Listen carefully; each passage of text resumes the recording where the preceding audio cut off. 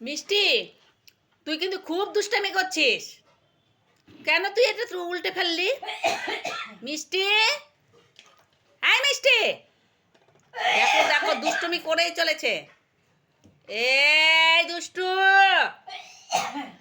এ বাবা পুরো উল্টে দিল দেখো, অন্ধকার লাগছে। মিষ্টি, মিষ্টি,